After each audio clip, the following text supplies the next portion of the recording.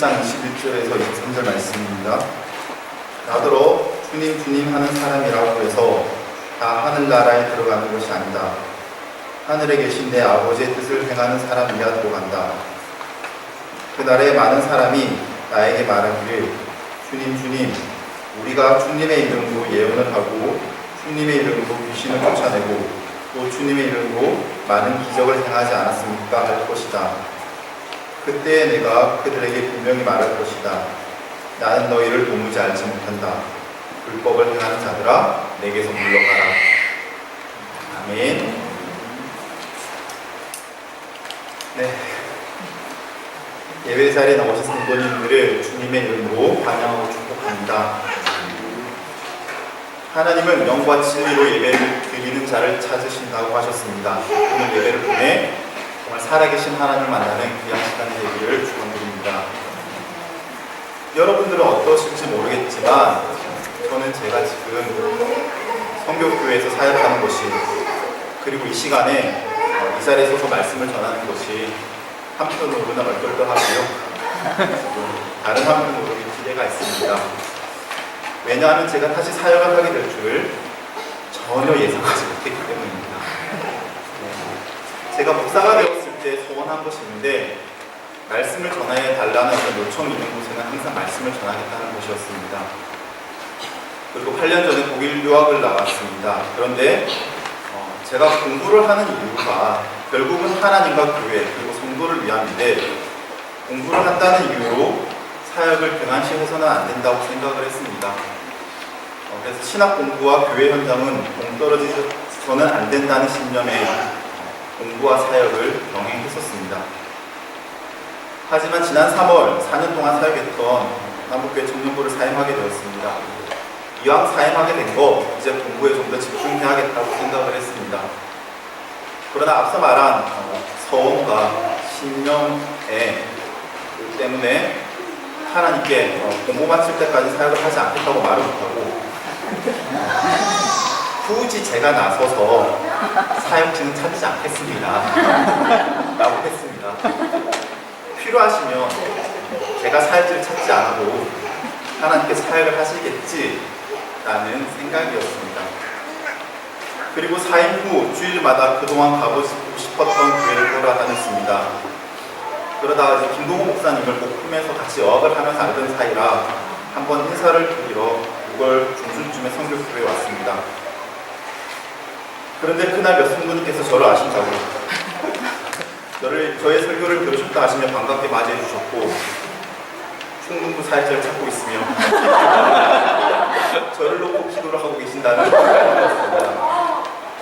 솔직히 조금 놀랐습니다. 그날 돌아오는 길에 아내가 사역을 할 것인지를 물어보더군요. 저는 아직 목사님께서 공식적으로 요청한 것이 아니다 라고 했습니다.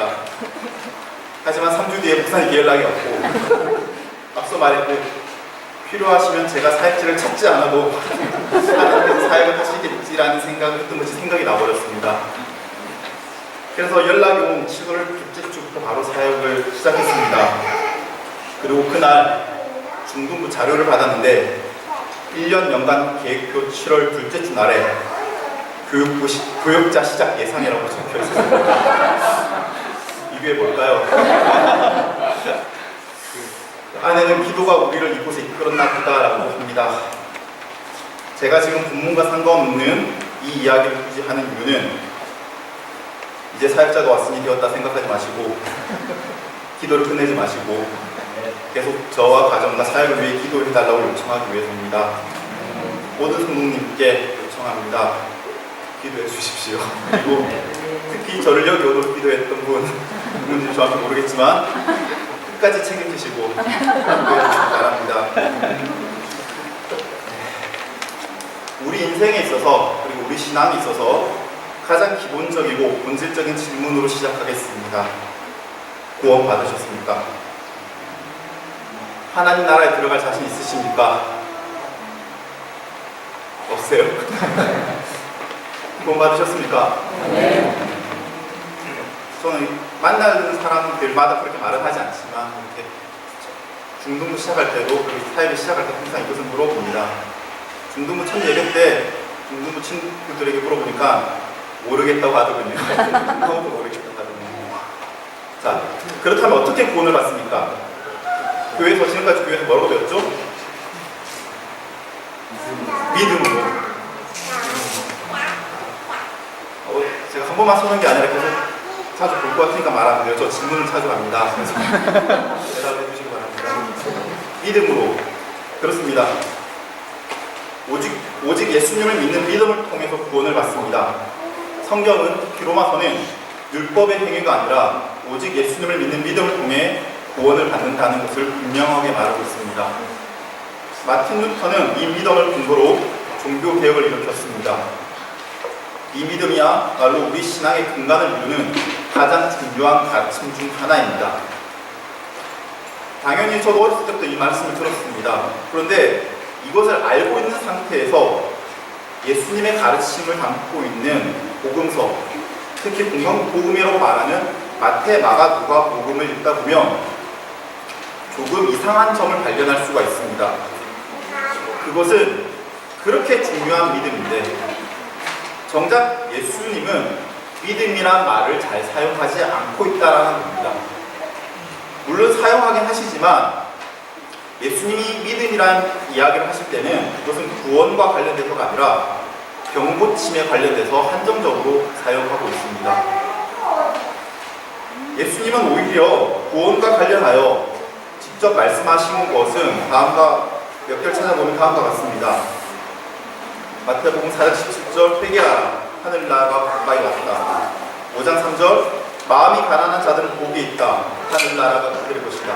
5장 10절 의를 위하여 박해를 받는 자는 복이 있다. 하늘나라가 그들의 것이다.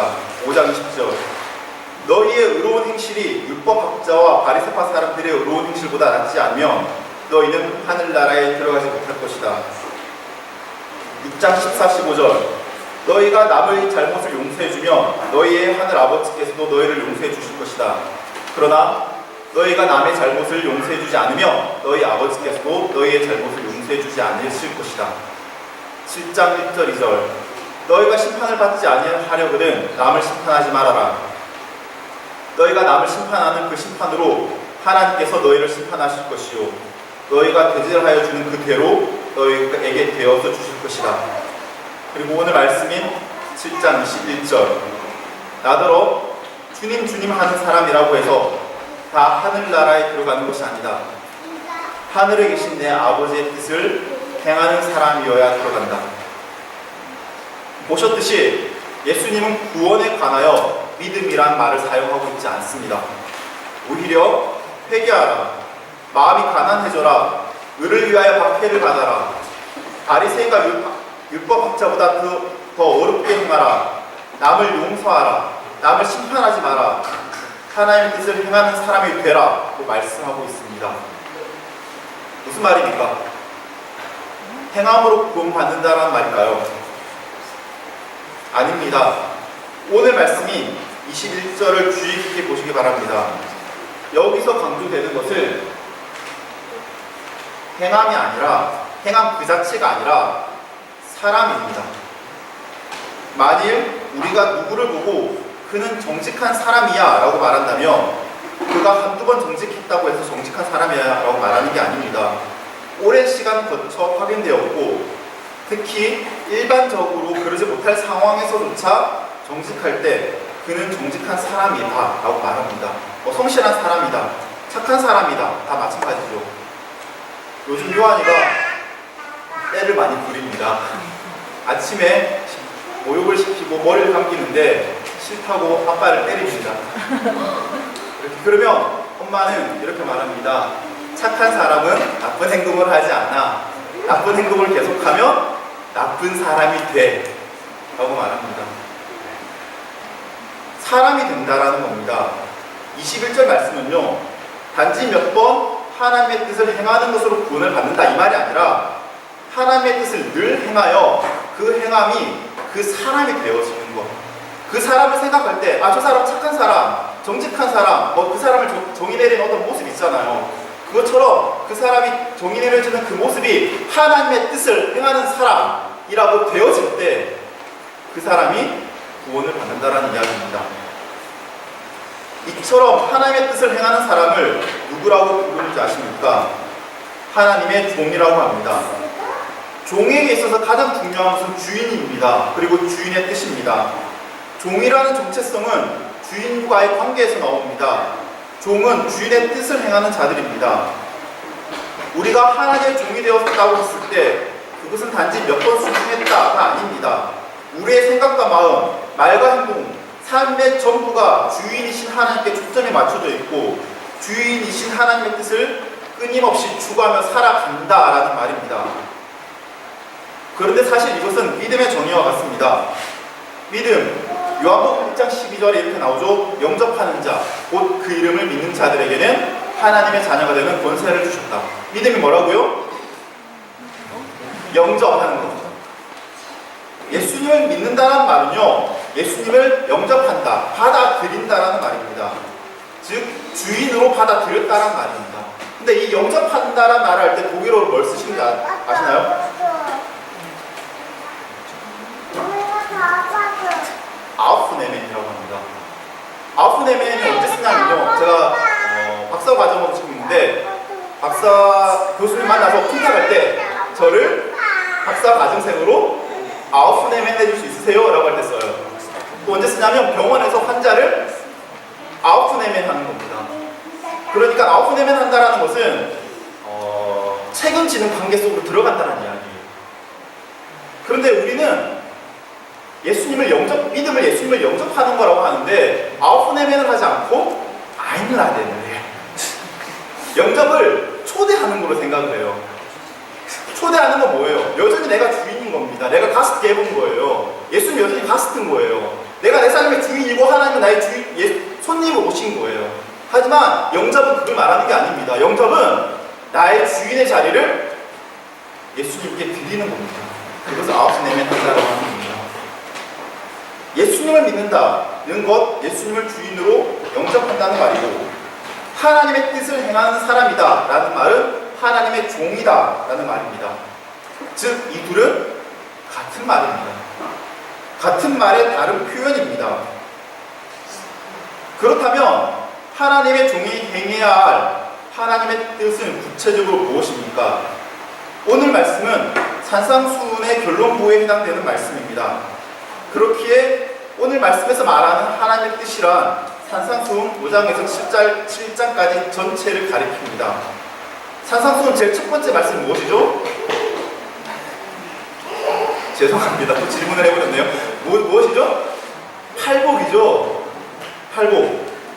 예수님은 먼저 팔복을 선포하십니다. 이 마음이 가난하고 애통하고 온유하고 의에 주이고 자비롭고 마음이 깨끗하고 평화를 이루며 의를 위해 복해 받는 것.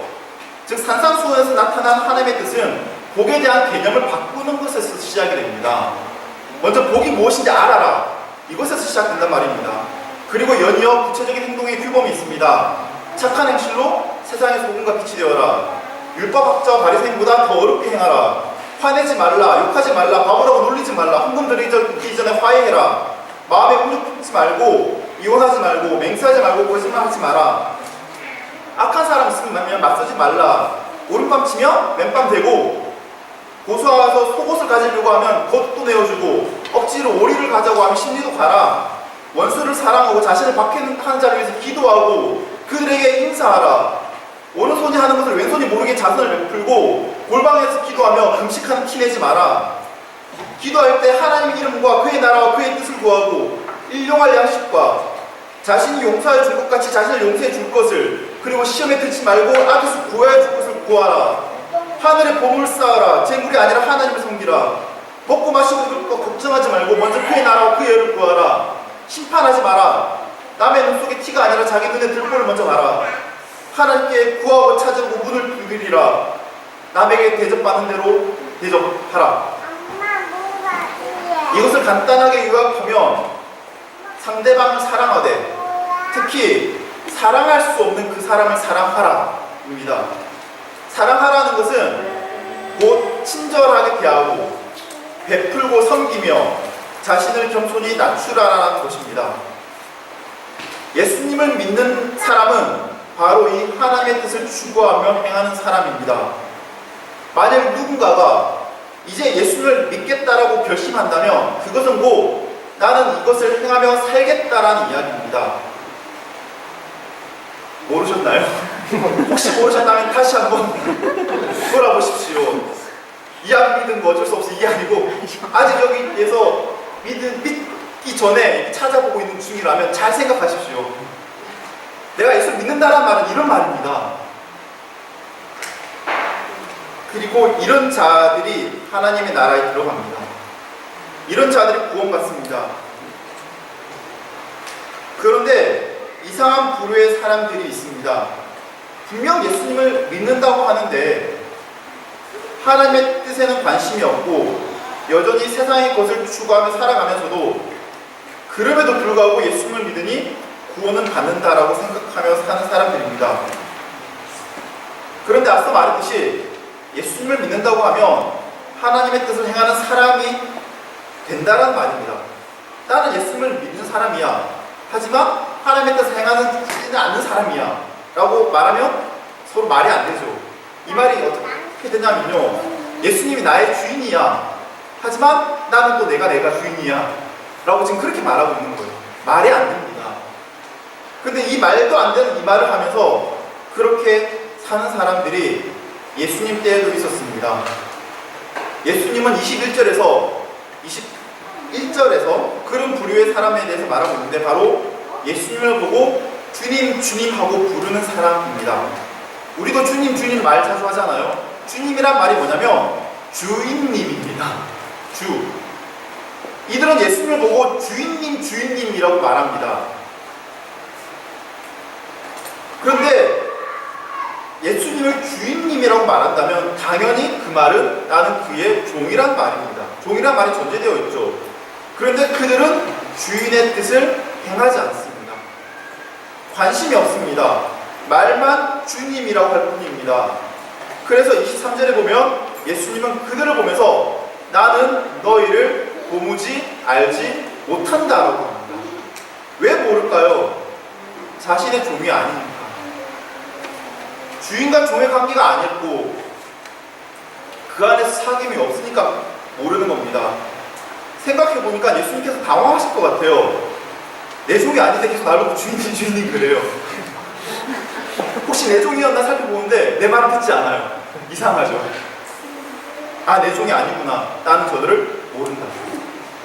그런데 더욱 심각한 것은 이들은 예수님을 보고 주님이라고 부를 뿐만 아니라 더 나아가 예수님의 이름으로 예언도 하고요, 예수님의 이름으로 귀신도 쫓아내고요, 예수님의 이름으로 기적도 행했다는 겁니다.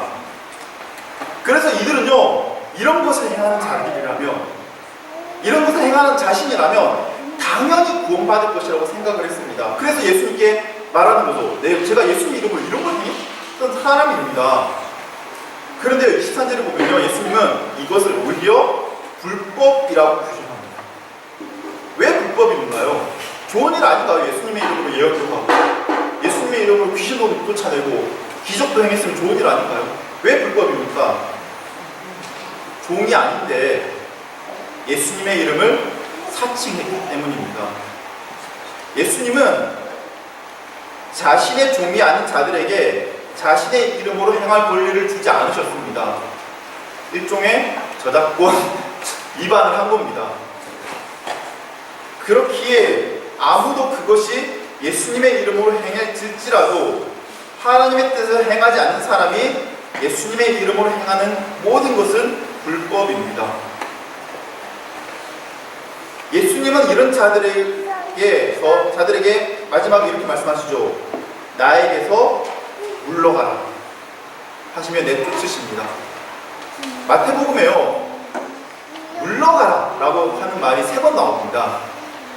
이거 포함해서 나머지 2번 어딘지 아십니까 혹시? 사탄아 물러가라. 3번 나오는데 나머지 2번이 사탄아 물러가라. 예수님께서 기도하셨을 때, 40일 기도하셨을 때 마지막에 사탄아 물러가라. 베드로가 멱살을 잡고 주님 안 됩니다. 그러니까 사탄아 물러가라. 그리고 3번째가 이겁니다. 내게서 물러가라. 이걸 보니까 마음이 너무 아픈 거예요. 이들은 철석같이 믿고 있었어요. 난 당연히 구원받는다고. 근데 예수님 난 널 모른다 이러고 있는 거예요. 넌 불법을 행한 거야 그거. 그리고 내게서 우리는 이 말씀을 정말 진지하게 정말 심각하게 받아들여야 합니다. 오늘날 많은 성도들이 예수님을 믿는다고 하지만 여전히 하나님의 종이 아니라 스스로 주인이 되어 살고 있습니다. 정말 예수님이 여러분의 주인이십니까? 정말 우리가 예수님의 종입니까? 기도하는 거 들어보면요, 종이 주인에게 하는 말이 아니라 내가 주인이 종에게 하는 것 같아요. 하나님은 종처럼 생각해요. 막 거래하고 하나님 이거 해주세요. 제가 이거 할 테니까 이거 해주세요. 막 이러고 있고, 아니 또 안 하면 협박하고, 하나님 이거 안 하면 떠날 거예요. 막 이러고 있고. 이들은 오늘 말씀처럼 예수님을 주님이라고 부릅니다. 심지어 이들은 예수님의 이름으로 예배도 드리고요, 헌금도 드리고요, 기도도 하고 말씀도 있고, 교회도 또 오래 다녔어요. 그리고 직분도 받고 있고요, 봉사도 합니다. 그러나 정작 하나님의 뜻에는 관심이 없습니다. 팔복이 아니라 여전히 세상의 성공과 자기의 안위를 복으로 여깁니다. 원수를 사랑하기는커녕 복수하고 화내고 용서할 줄 모르며 인간관계는 자신에게 이익이 주는 관계로 한정되어 있습니다. 세상에서 착하게 사는 것보다 악할지라도 성공하는 것을 추구합니다. 함께 잘 살기를, 때로는 자신이 희생할지라도 다른 이를 살리는 것을 선택하기보다는 경쟁에서 이기고 다른 사람을 짓밟고 올라서는 것을 당연하게 여깁니다. 자신을 낮추고 섬김의 자리에 서기보다 높은 자리에서 대접받기를 원합니다. 돈은 하늘에 쌓지 않고 끊임없이 땅에 쌓고 있습니다. 여러분 어떻습니까? 베풀지 않으면서 돈을 섬기고 있습니다. 하나님의 나라와 의를 구하지 않고 관심도 없으며 여전히 먹을 것과 입을 것 걱정하고 있습니다. 자신의 들보는 보지 못한 채 다른 사람에게 눈 속에 있는 티끌을 빼려고 합니다. 그리고 교회에서조차 많이 싸웁니다. 제가 개인적으로 알지 못하지만 한 번씩 설교 찾아서 듣는 목사님의 설교가 있습니다. 박보영 목사님이라는 분인데요, 목사님의 아들로 태어났습니다. 그런데 자기는 어렸을 때 이제 교회에서 생활하면서 그 교회가 싸움이 너무 많은 거예요. 그것을 보고 확신을 했답니다. 하나님은 없다. 하나님은 있을 수 없다. 목사님의 아들이.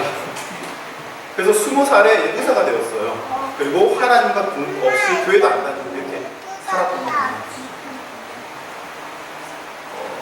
그리고 소위 말하는 재벌가에 결혼을 했고요. 그래서 인생 잘 나갔죠. 그런데 한 30대 후반쯤에 이혼을 하게 됐고 심장병이 걸립니다. 그래도 그때까지도 하나님 있는 있다고 생각하지 않았다고 합니다. 근데 이제 마지막이 되었으니까 가족들에게 이제 어른들에게 인사하러 가려고 하는데 어른들이 다 교회 목사님들인 거예요. 기도원이고. 그래서 어쩔 수 없이 갔다가 병이 났은 겁니다. 하나님을 만난 거죠. 근데 그때 한 이야기가 그겁니다. 하나님의 살아계심이 분명한데 어떻게 싸울 수 있습니까? 어떻게 싸울 수 있냐고. 하나님 살아계신 그 분명한데 어떻게 싸울 수 있냐고. 그래서 제일 처음 하나님께 질문했던 게 그거였답니다. 그때 그 싸웠던 사람들 어떻게 되냐. 그때부터 싸웠던 사람들 뭐냐고 하는 말이, 그들은 가짜다.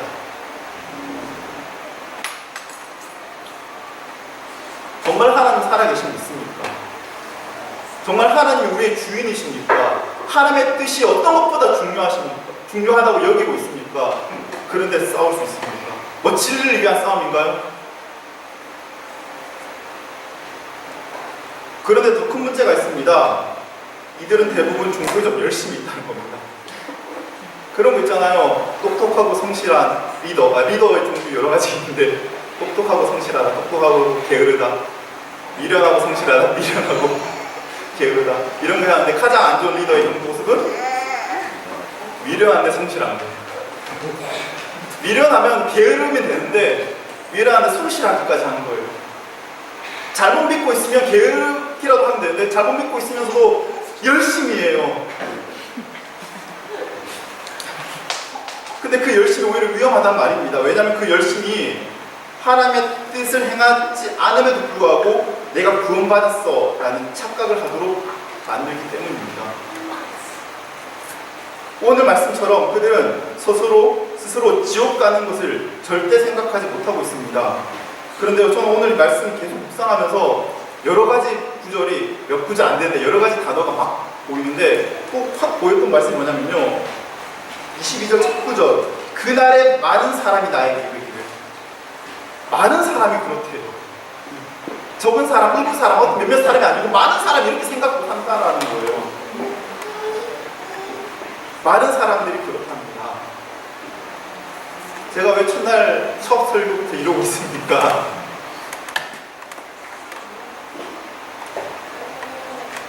물론 하나님의 뜻을 행하며 살아가는 것은 쉬운 것 아닙니다. 종종 넘어지기도 합니다. 하지만 넘어지는 것은 당연한 것이 아닙니다. 거기에 마음을 열지 마십시오. 당연히 죄 지을 수 있어. 죄 지을 수 있죠. 하지만 죄 지는 것을 당연하게 여기지 마십시오. 예수님은요, 이 길을 가려고 하는 자에게, 이 예수님을 주인으로 삼고 예수님의 길을 가려고 하는 사람들에게 세 가지를 주셨습니다. 첫 번째는 약속의 말씀입니다. 임마누엘 하나님, 세상 끝날까지 너희와 함께 할 것이다 라는 약속, 우리와 동행할 것이라는 약속. 두 번째, 십자가에서 확증된 어떤 어려움에도 끊을 수 없는 그 사랑. 그리고 마지막 세 번째, 영원한 하나님의 나라. 이 세 가지 붙드십시오.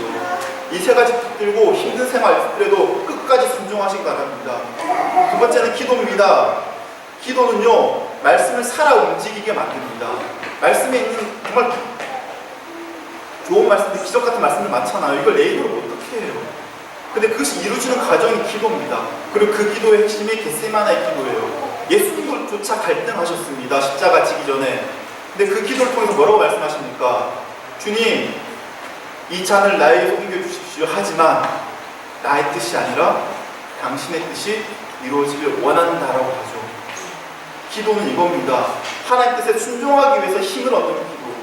기도하십시오. 그리고 마지막 세 번째, 공동체입니다. 우리는 혼자가 아닙니다.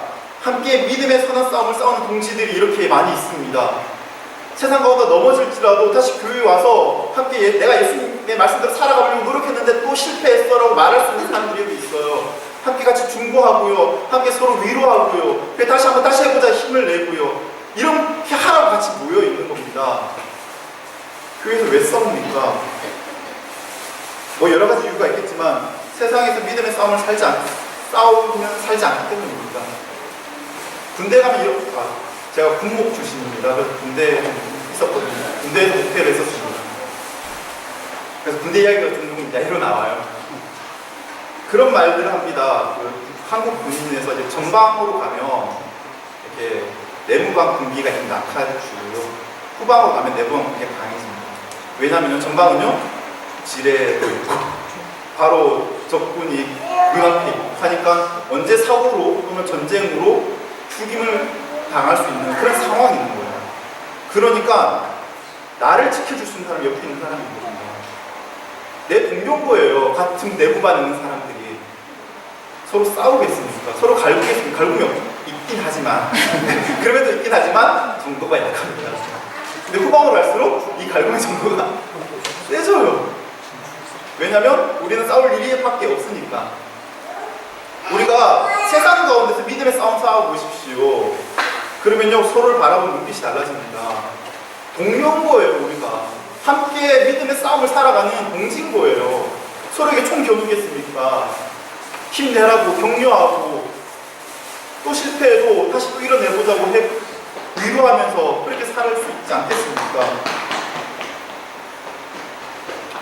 다시 처음 질문입니다.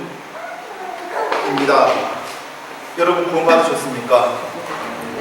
아이고 이렇게 말했는데도 구원받았다고 말씀하시는 여러분을 축복합니다. 네, 맞습니다. 분명히 믿음으로 구원받습니다. 분명 예수님을 믿는 믿음을 통해 구원받습니다. 하지만 그 믿음은 반드시 하나님의 뜻을 행하는 사람이 되게 합니다. 기억하십시오. 만약 그 믿음이 우리를 변화시키지 못한다면 그 믿음은 우리를 구원하지 못합니다. 우리를 변화시키지 못하는 믿음이란 우리를 구원할 능력 없습니다. 말씀을 마무리하겠습니다. 예수님을 주님이라고 부르나 정작 예수님이 알지 못하는 자가 되지 않기를, 예수님의 이름으로 기적을 행할지라도 정작 예수님께 불법이야, 그것을 불법이야라고 평가받지를 않기를 진정한 하나님의 종이 되어 하나님의 뜻을 행하는 자가 되시기를 간절히 축원드립니다.